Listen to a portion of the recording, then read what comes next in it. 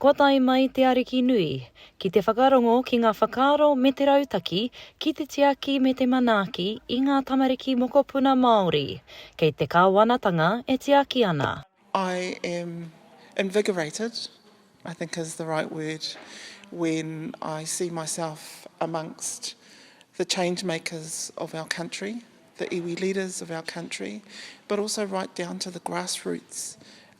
People that are working frontline with Tamariki Mokopuna. Ko tū Chapman, tētihi o ngā mōrehu o ngā tamariki i tūkinohia ana e te kāwanatanga i te tari o te kāwanatanga o taua rā e manaaki ana i aia. I don't care too much for government structures. I think that in some ways, particularly in this space, I think in some ways they oppress us more than what they're meant to do and designed to do. Ko tā mātou e karanga nei ki ngā kaimahi me ko tahi rātou.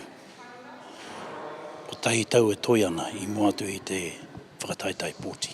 Nā Waikato Tainui tēnei hui e arahi ana kia wānanga i te anamata o te manaakitanga me te tiakitanga o ngā mokopuna Māori kei oranga Tamariki. Ka mānawa nei ko tō tātou ariki nui, kuini ngā waihono i te pō. Ko haere mai ki te whakatutuki i te karanga o te rā. Koe nei te wero ki mua no i tēnei kāwanatanga. He tuku pūtea, i runga no i te tūmanako, ka waiho mā mātou, mā Māori mā, e hāpai ake, e whakaora ake wa tātou mokopuna, ko roa, e here ana e te karauna. This is everything I envisioned when I first became minister. It's about empowering communities to help our young people to be the best versions of themselves.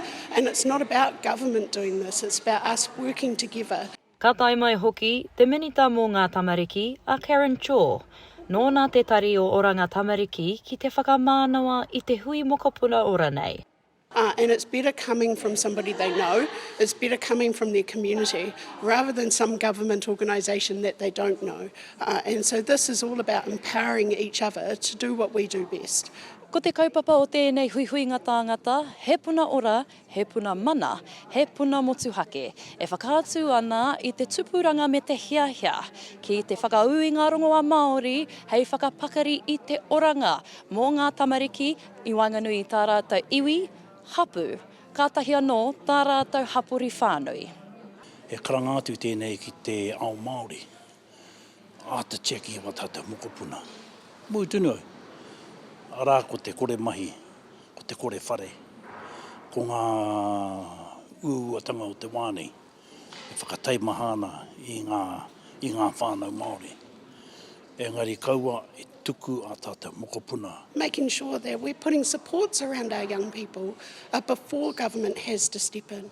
So when those reports of concern come in, and when people are concerned about the welfare of our children, it's about community coming in first, doing everything they possibly can, and if that doesn't work, then Oranga Tamariki stepping in. I think there's always opportunity for iwi-led solutions, but they've got to be inclusive about who's making those decisions or who's sitting at the table to talk about those. And yes, ka tika ngā kōrero, it's historic, current and future focused. E mea ana ko ngā rangatahi ngā rangatira mō a pōpō.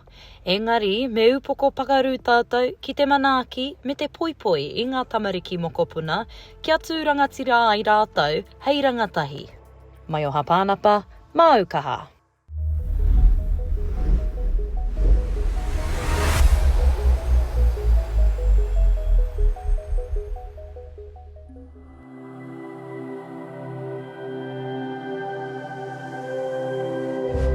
Ko te reo, te take.